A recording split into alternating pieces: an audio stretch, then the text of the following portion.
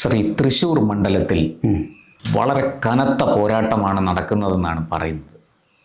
B J പിക്ക് വേണ്ടി leader K കരുണാകരൻ്റെ മകൾ പത്മജ താമര വിരിയിക്കുമോ, അതോ സീറ്റ് LDF നിലനിർത്തുമോ, കോൺഗ്രസ് പിടിച്ചെടുക്കുമോ? എന്താണ് തൃശ്ശൂരിൽ സംഭവിച്ചുകൊണ്ടിരിക്കുന്നത്? ഇതിനകത്ത് കഴിഞ്ഞ നമുക്ക് കണക്കുകൾ വെച്ച് പറഞ്ഞ് തുടങ്ങാം. നമ്മുടെ ഇലക്ഷന് ഈ സ്ഥാനാർത്ഥിത്വം പ്രഖ്യാപിക്കും മുമ്പ് പത്മജയ്ക്ക് തൃശ്ശൂരുമായിട്ടുള്ള ബന്ധം നമ്മൾ പറഞ്ഞിട്ട് എല്ലാ നാട്ടുകാർക്ക് മുഴുവൻ അറിയാം. അതെ അതെ അതെ ഇത്ര അടുപ്പമുള്ളൊരു മണ്ഡലം തന്നെയാണ്. സ്വാഭാവികമായിട്ടും അതിനകത്ത് സ്ഥാനാർത്ഥിയെ പരിചയപ്പെടുത്തേണ്ട ആവശ്യം വരുന്നില്ല. കൃത്യമായി ഓരോ ആൾക്കാരാണ് പത്മജ എന്താണെന്ന് അറിയാം. അപ്പോൾ പക്ഷേ ഈ സ്ഥാനാർത്ഥിത്വം പ്രഖ്യാപിക്കുന്നതിന് മുമ്പ് പത്മജ പറഞ്ഞത് സുരേഷ് ഏട്ടൻ കൂടെ ഉണ്ടെങ്കിൽ ഞാൻ മത്സരിക്കാൻ തയ്യാറാണെന്നാണ്. സുരേഷ് ഗോപി. അപ്പോൾ അവിടെ നമ്മൾ കാണേണ്ട കാര്യം എന്ന് പറയുന്നത്, സുരേഷ് ഗോപിക്ക് ഇപ്പോൾ ജയിച്ചപ്പോൾ ഉണ്ടായിരുന്ന വലിയ ഭൂരിപക്ഷത്തിലാണല്ലോ അവിടുന്ന് ലോക്സഭയിലേക്ക് സുരേഷ് ഗോപി പോകുന്നത്. അദ്ദേഹം തൃശ്ശൂരിൽ നിന്ന് മാത്രം 50,000 ചില്ലുവാന വോട്ട് നേടി. അതെ. അപ്പോൾ ആ ഒരു സാഹചര്യം കണ്ടുകൊണ്ടായിരിക്കണം ആ ഒരു ആത്മബന്ധം തൃശ്ശൂരിലെ ആൾക്കാർക്ക്, നിയമസഭാ മണ്ഡലത്തിലെ ആൾക്കാർക്ക് സുരേഷ് ഗോപിയുമായി ഉണ്ട് എന്നും, ഇനി എന്തെങ്കിലും അതിനകത്ത് ചില പോരായ്മകൾ സംഭവിച്ചിട്ടുണ്ടോ എങ്കിലും ഒരു മനുഷ്യൻ ഈ അധികാര സ്ഥാനങ്ങളിൽ അല്ലാതിരിക്കുമ്പോൾ കിട്ടുന്ന സമയവും അധികാര സ്ഥാനത്തേക്ക് വരുമ്പോൾ ഉള്ള സമയവും തമ്മിൽ രണ്ടാണ്. അപ്പോൾ അത്തരത്തിൽ സുരേഷ് ഗോപിയെ സംബന്ധിച്ചിട്ട് സുരേഷ് ഗോപി മറ്റൊരു ഒരു കേന്ദ്രമന്ത്രി പദത്തിലേക്ക് ചെല്ലുമ്പോൾ സ്വാഭാവികമായിട്ടും ഇതിനകത്ത് കൃത്യമായി ഒരു കണ്ണ് അതിൻ്റെ എല്ലാ മണ്ഡലങ്ങളിലും വരാനും, അല്ലെങ്കിൽ അതിന് മറ്റൊരാളെ പറഞ്ഞ് ഏൽപ്പിച്ച് കൃത്യമായി അയാളെ ഒന്ന് ശ്രദ്ധിക്കാനും ഒക്കെ ഉള്ള സാഹചര്യങ്ങൾ ആദ്യ ദിവസങ്ങളിൽ ഇല്ലായിരുന്നു എന്നുള്ളതാണ് സത്യം. വലിയ പരാതികൾ ആ സമയത്തുണ്ട്. പക്ഷെ അത് അദ്ദേഹം പോകെ കുറച്ചു കൊണ്ടുവരുന്ന കാഴ്ചയും നമ്മൾ കണ്ടതാണ്, പരിഹരിച്ചു കൊണ്ടുവരുന്നത്. പക്ഷേ അദ്ദേഹത്തിനോടൊപ്പം നിൽക്കുന്ന പല ആൾക്കാരെ അദ്ദേഹത്തിലേക്ക് എത്താൻ അതിന് ചുറ്റും ഒരു വലയമുണ്ട് പോലും. ആ വലയം ഇതൊക്കെ വാർത്തകളിൽ കൂടി കേൾക്കുകയാണ്. അത് ഒരു പരിധിവരെ ശരിയുമാണ്. അപ്പോൾ അതിനപ്പുറത്തേക്ക് കടക്കാൻ കഴിയുന്നില്ല. അപ്പോൾ സുരേഷ് ഗോപി ഒരു അന്യഗ്രഹ ജീവി പോലെ പെട്ടെന്ന് ജയിച്ചു കഴിഞ്ഞപ്പോൾ ഇതൊരു പക്ഷേ കെട്ടുകഥയായിരിക്കാം, മാധ്യമ സൃഷ്ടിയായിരിക്കാം. അപ്പോൾ അതൊക്കെ ഉണ്ടാവാം. പക്ഷേ എന്ത് തന്നെയായാലും സുരേഷ് ഗോപിയോട് കഴിഞ്ഞ ദിവസങ്ങളിൽ ഞാനൊരു സർവേ പോലെ സംഭവം കണ്ടു. ഇപ്പോൾ നിങ്ങൾ സുരേഷ് ഗോപിയെ എത്ര കണ്ട് ഇഷ്ടപ്പെടുന്നു എന്നൊക്കെ പറഞ്ഞിട്ട്, ഇതൊക്കെ സോഷ്യൽ മീഡിയയുടെ കാര്യത്തൊക്കെ സംഭവിച്ചുകൊണ്ടേയിരിക്കും.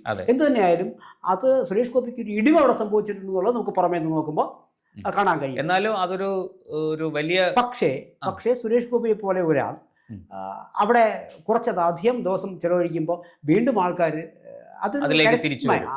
പിന്നെ അദ്ദേഹം ഒരു സിനിമാ നടനുള്ള രീതിയിൽ ഈ പരാതികളൊക്കെ പരിഹരിക്കപ്പെടാവുന്ന പരാതികളെ ഉള്ളൂ. ഇതറിയാവുന്ന പത്മജയായിരിക്കണം ഒരു പക്ഷേ സുരേഷ് ഏട്ടൻ കൂടി ഉണ്ടെങ്കിൽ ഞാൻ മത്സരിക്കാമെന്ന് പറഞ്ഞത്. പിന്നെ സ്വാഭാവികമായും പത്മജയ്ക്ക് അവിടെ ഉണ്ടാകുന്ന അതാണ് പത്മജയ്ക്ക് ആ മണ്ഡലത്തിൽ അങ്ങ് പറഞ്ഞതുപോലെ ഒരു ജനിച്ച നാൾ മുതൽ ബന്ധമുള്ള ഒരു മണ്ഡലമാണ്. അപ്പോൾ അങ്ങനെയുള്ളൊരു മണ്ഡലത്തിൽ പത്മജയ്ക്ക് തീർച്ചയായിട്ടും വ്യക്തിബന്ധങ്ങളും കുടുംബ ബന്ധങ്ങളും ഒക്കെ ഉണ്ട്. അത് പത്മജയെ സഹായിക്കില്ല. അത് സ്വാഭാവികമായിട്ട് അതെന്തായാലും BJP വോട്ട് ആയിരിക്കില്ല. അത് രണ്ട് തരത്തിൽ നമുക്ക് എടുക്കണം. കാരണം ഇതൊന്ന് സഹായിക്കാനും സാധ്യതയുണ്ട്, അത് ചിലപ്പോൾ എതിരായി വരാനുള്ള സാധ്യതയുണ്ട്. ബന്ധങ്ങളെന്ന് പറയുമ്പോൾ അങ്ങനെയാണല്ലോ. എനിക്ക് നിങ്ങൾക്ക് ഉള്ളതുപോലെ തന്നെയാണ് ബന്ധം. അത് ഇലക്ഷൻ നിൽക്കുമ്പോൾ ഞാൻ ഇന്ന ആൾക്ക് തന്നെ കുത്തുമെന്ന് പറയുന്ന ഒരു ബന്ധമില്ല ഇവിടെ.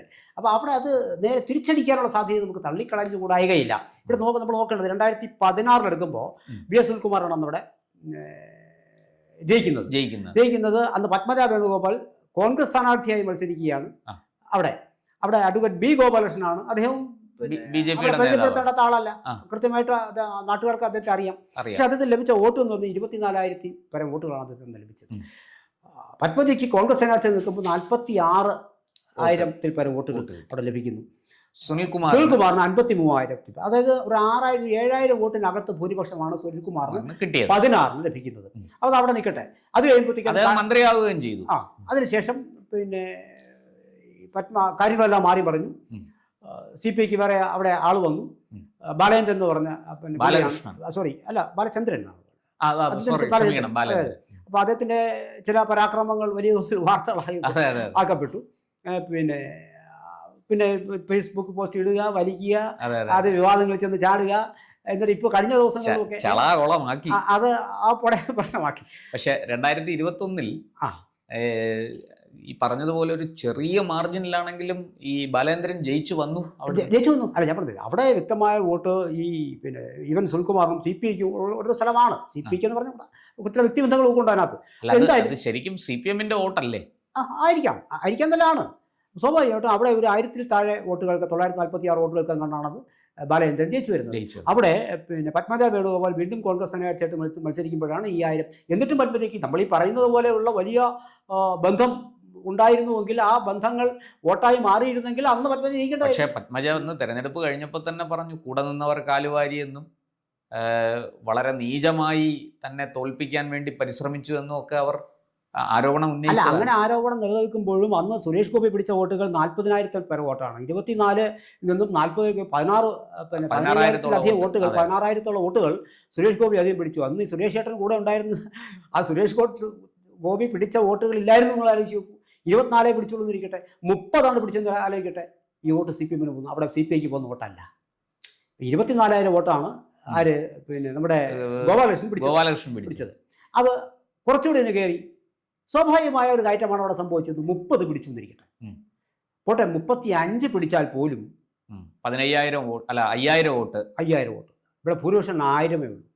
എന്നാൽ പോലും ഒരു 4,000-ഓളം അടുപ്പിച്ച വോട്ടിൽ പത്മജ വിജയിക്കേണ്ട, അപ്പം വിജയ സാധ്യതയുണ്ട്. പക്ഷേ അത് കോൺഗ്രസ് സ്ഥാനാർത്ഥിയായി നിന്നപ്പോഴാണ് ഈ ഒരു അടുപ്പം ജനം കാണിച്ചത്. അത് നേരെ BJPയിലേക്ക് വരുമ്പം അങ്ങനെ കാണിക്കണമെന്ന് നിർബന്ധമില്ല. അത് ഈ മത്സരിക്കുന്ന സ്ഥാനാർത്ഥികളുടെ പകട്ടും കാര്യങ്ങളും ഒക്കെ നോക്കി തന്നെ രാഷ്ട്രീയം ആൾക്കാർ നോക്കില്ല നമുക്ക് പറയാൻ പറ്റും. സ്വാഭാവികമായി രാഷ്ട്രീയം. പക്ഷേ സാർ, ഇപ്പോഴത്തെ നിലവിലെ നമ്മൾ എല്ലാ മണ്ഡലത്തിലും നിഴലിക്കുന്ന ഒരു കാര്യമാണ് കടുത്ത ഭരണവിരുദ്ധ വികാരമുണ്ട്. BJPക്ക് ഇപ്പുറത്തെ വശത്ത് നോക്കുമ്പോൾ BJPക്ക് കൃത്യമായി നല്ല മിഷണറി ഉണ്ട്, പുറകിൽ RSS ഉണ്ട്. പത്മജയുടെ വ്യക്തിപരമായ ബന്ധങ്ങൾ, അവരുടെ പാരമ്പര്യം, അവരുടെ അച്ഛൻ്റെ ബന്ധങ്ങൾ, ഇതെല്ലാം കൂടി അവിടെ വെച്ച് നോക്കുമ്പോൾ അവർക്കൊരു വിജയസാധ്യതയില്ലേ? കാരണം കഴിഞ്ഞ തവണ വെറും 1000-ൽ താഴെ വോട്ടിന് തോറ്റുപോയ ഒരാളാണ് കോൺഗ്രസ് സ്ഥാനാർത്ഥിയായിട്ട് മത്സരിച്ചപ്പോഴാണ്. പക്ഷെ അന്ന് നമ്മൾ മനസ്സിലാക്കേണ്ടത് അവരും പിന്നെ സുരേഷ് ഗോപിയായിട്ട് എത്ര വോട്ടിൻ്റെ വ്യത്യാസമാണ് ഉണ്ടായിരുന്നത്? സുരേഷ് ഗോപിക്ക് 40,000-ഓളം വോട്ട് കിട്ടി. അത് ഞാൻ പറഞ്ഞത്. ഇനിയിപ്പോൾ ഈ 24 അദ്ദേഹം പിടിച്ചു ഗോപാലകൃഷ്ണൻ, സുരേഷ് ഗോപി 40 പിടിച്ചു. ഇനി സുരേഷ് ഗോപിക്ക് പിന്നെ ആൾക്കാരുടെ ഈ പറഞ്ഞതുപോലെ ഒരു അകൽച്ച വന്നു തുടങ്ങിയിട്ടുണ്ട് എന്നുണ്ടെങ്കിൽ അതിനകത്തൊരു 5,000 വോട്ടങ്ങ് മാറ്റി വയ്ക്കുക. ഒരു 35 അവിടെ BJPക്ക് പിടിക്കാൻ പറ്റും. 35 എന്തായാലും പത്മജയ്ക്ക് കിട്ടും എന്ന് കണക്ക്. പിന്നെ അവരുടെ വ്യക്തിപരമായ പിന്നെ പറഞ്ഞാൽ ഈ നമ്മുടെ വ്യക്തിപരമായ ആ വോട്ടുകൾ പിടിക്കാൻ കഴിയുമെങ്കിൽ, അതിനൊരു 20,000 പിടിക്കാൻ കഴിയുമെങ്കിൽ അവിടെ പത്മജയ്ക്ക് തീർച്ചയായിട്ടും. അല്ല സാർ, ഈ 2021-ൽ പത്മജയും 2ാം സ്ഥാനത്ത് വന്ന പത്മജയും 3ാം സ്ഥാനത്ത് വന്ന സുരേഷ് ഗോപിയായിട്ട് എത്ര വോട്ടിന്റെ വ്യത്യാസം? ഒരു 3000-ഓളം വോട്ടിന്റെ വ്യത്യാസമേ ഉള്ളൂ അന്ന്. അതായത് സുരേഷ് ഗോപി 40,000 വോട്ട് പിടിച്ചെങ്കിൽ പത്മജ 43,000 വോട്ട് പിടിച്ചു. ജയിച്ച ബാലേന്ദ്രൻ 44,000 പിടിച്ചുള്ളൂ. അപ്പം വാസ്തവത്തിൽ സുരേഷ് ഗോപിയും ജയിച്ച ആളുമായിട്ട് വെറും 4,000 വോട്ടിന്റെ വ്യത്യാസമേ ഉള്ളൂ. പിന്നെ പത്മജയ്ക്ക് ഒരു 3,000 വോട്ട് അല്ലാതെ കിട്ടിയിട്ടുണ്ട്. ഇതെല്ലാം കൂടെ കണക്ക് നമ്മൾ ചേർത്ത് ഇത്തരം കണക്കുകൾ വരുമ്പോൾ അത് നെക്ക് ടു നെക്കായി മാറും എന്നുള്ളതാണ് ഒരു ഫോട്ടോ ഫിനിഷിലേക്ക് പോകാനുള്ള സാധ്യതയുണ്ട്. പത്മജയ്ക്ക് ഈ പറയുന്ന ബന്ധുബലവും ഒക്കെ അല്ല. അതാണ് സാർ ഞാൻ നേരത്തെ ചോദിച്ചത്. ഒരു വശത്ത് ബന്ധുബലം, അച്ഛൻ്റെ പാരമ്പര്യം, ബന്ധുക്കൾ ചിലപ്പോൾ പാരയായി മാറുന്നേ. അതായി നിൽക്കട്ടെ, എന്നാലും നമുക്കൊരു പോസിറ്റീവായിട്ട് ചിന്തിച്ച് നോക്കാം. അങ്ങനെ വരുന്നു. ഒപ്പം ഈ ഭരണവിരുദ്ധ വികാരം പ്ലസ് BJPയുടെ RSSന്റെ മിഷനറി. തൃശ്ശൂർ നമുക്കറിയാം നല്ല രീതിയിൽ RSS പ്രവർത്തനമുള്ളൊരു സ്ഥലമാണ്. മാത്രമല്ല കേരളത്തിൽ ഏറ്റവും കൂടുതൽ BJPക്ക് പൊളിറ്റിക്കൽ വോട്ടുള്ള ഒരു ജില്ല അല്ലെങ്കിൽ ഒരു മണ്ഡലം, ലോക്സഭാ മണ്ഡലം എടുക്കുമ്പോൾ അത് തൃശ്ശൂരാണ്. മാത്രമല്ല സുരേഷ് ഗോപിക്ക് തന്നോട് ഇപ്പോഴും ജനത്തിന് വലിയ അകൽച്ച വന്നിട്ടില്ല എന്ന് തെളിയിക്കാനുള്ളൊരു സമയം കൂടിയാണ്. അത് സുരേഷ് ഗോപി എത്ര കണ്ട് വിനിയോഗിക്കും? സുരേഷ് ഗോപി നേരത്തെ തന്നെ പ്രഖ്യാപിച്ചു പത്മജയെ അവിടെ നിന്ന് വിജയിപ്പിക്കുക എന്നുള്ളത് എൻ്റെ ഉത്തരവാദിത്വമാണ്, ഞാനത് ചെയ്യും. ആ ഉത്തരവാദിത്വത്തിൽ കൂടി സുരേഷ് ഗോപിക്ക് വരാൻ പോകുന്ന നേട്ടം മറ്റതാണ്. അതെ, അതെന്തും ആയിക്കോട്ടെ. എനിക്കിപ്പോഴും ഈ പറയുന്നത് പോലെ, മാധ്യമങ്ങളൊക്കെ പറയുന്നത് പോലെ, എനിക്ക് മണ്ഡലത്തിലെ ജനങ്ങൾ എനിക്കെതിരല്ല എന്ന് തെളിയിക്കാനുള്ള ഒരു അവസരവും കൂടിയാണ്. ഈ 6 മണ്ഡലങ്ങളിൽ സുരേഷ് ഗോപി ലീഡ് ചെയ്തു. ആ 6 മണ്ഡലത്തിൽ ഒരു മണ്ഡലമെങ്കിലും BJP ജയിച്ചില്ലെങ്കിൽ വലിയ നാണക്കേടാണ്. കോൺഗ്രസ് സ്ഥാനാർത്ഥി ക്ലിയർ ആയോ? കോൺഗ്രസ് സ്ഥാനാർത്ഥി രാജൻ പല്ലനയാണ്. അദ്ദേഹത്തിന്റെ പേര് കഴിഞ്ഞ ദിവസം പ്രഖ്യാപിച്ചു. പിന്നെ ഇതിന് ഈ നമ്മുടെ ഇടതുപക്ഷത്തിന് വേണ്ടി മത്സരിക്കുന്നത് ഇദ്ദേഹം തന്നെയാണോ, ബാലേന്ദ്രൻ തന്നെയാണോ? അല്ല, ക്ലിയർ ആയിട്ടില്ല. അത് എനിക്ക് തോന്നുന്നു സ്ഥാനാർത്ഥി പ്രഖ്യാപനം വന്നിട്ടില്ല. എന്തായാലും പിന്നെ നമുക്കത് ഈ മണ്ഡലത്തെ ഇത് ഫോട്ടോ ഫിനിഷിലേക്ക് പോകാൻ സാധ്യതയുണ്ട്. VS സുനിൽകുമാർ വീണ്ടും വരാൻ സാധ്യതയുണ്ടോ? കാരണം പത്മജ ആയതുകൊണ്ട് തന്നെ. എനിക്ക് ഇപ്പോഴത്തെ സാഹചര്യത്തിലില്ല. ഞാൻ CPI പട്ടിക ഞാൻ മറന്നുപോയി, കൃത്യമായിട്ട് എക്സാക്റ്റ് ആയിട്ട് ഓർക്കുന്നില്ല. പക്ഷെ അതിനകത്ത് പൊളിറ്റിക്കൽ വോട്ട്സ് ഉള്ള സ്ഥലമാണ്. നമുക്ക് അതാണ് നമ്മൾ BJPക്കും CPIക്കും കോൺഗ്രസിനും പൊളിറ്റിക്കൽ വോട്ട്സ് ഉള്ള സ്ഥലം. പ്രത്യേകിച്ചും CPIക്ക് നല്ല കമ്മ്യൂണിസ്റ്റുകൾക്ക് നല്ല നല്ല പൊളിറ്റിക്കൽ വോട്ട്സ് ഉണ്ട് അവിടെ. അപ്പോൾ സ്വാഭാവികമായിട്ട് അതാണ് അതിന് കാണാൻ കഴിയുന്നത്. പിന്നെ ഈ പറഞ്ഞ പോലെ ഈ ഹിന്ദു വോട്ടിൻ്റെ ഒരു ആധിക്യമുണ്ട്. അതാണ് ഈ കിടന്ന് അടിക്കുന്നത് എല്ലാം കൂടി കിടന്ന്. സ്വാഭാവികമായിട്ടും അതിനകത്ത് പിന്നെ ക്രിസ്ത്യൻ വോട്ട് അതും ഒരു ഘടകമാണ്. ഇത് ഞാൻ പറയുന്നത് പൊളിറ്റിക്കലാണ് ഞാൻ പറയുന്നത്. അത് പത്മജ എന്ന് പറയുന്ന ഒരാൾ ആണ് ഇപ്പോൾ വന്ന് അവിടെ നിൽക്കുന്ന ഒരു ഹൈപ്പ് കിട്ടുന്നത്. പക്ഷേ അത് ജയിക്കണം എന്ന നിർബന്ധമില്ല. കാരണം ഈ പൊളിറ്റിക്കൽ വോട്ട്സിന്റെ സംഭവം അവിടെ ഉണ്ട്. ഈ പറഞ്ഞതുപോലൊരു സംഭവം വാസ്തവത്തിൽ ഒരു ഫോട്ടോ ഫിനിഷിന്റെ ഇവിടെ ഈ പറഞ്ഞ കാര്യങ്ങൾ ഒത്തുചേരുകയാണെങ്കിൽ സുരേഷ് ഗോപിക്ക് അത് തെളിയിക്കേണ്ട ഒരു ബാധ്യതയുണ്ട്. ഇല്ലെങ്കിലേ പത്മജ ജയിച്ചില്ലെങ്കിൽ അത് നേരിട്ട് ബാധിക്കുന്ന സുരേഷ് ഗോപിയെ. കാരണം അദ്ദേഹത്തിന് ഈ പറഞ്ഞത് മാധ്യമ സൃഷ്ടിയൊന്നും അല്ല എന്ന് വെളിവാകും. പിന്നെ ഈ പറഞ്ഞ പോലെ CPIക്ക് വലുതായിട്ട് നഷ്ടപ്പെടാനൊന്നും ഇല്ല അതിനകത്ത്.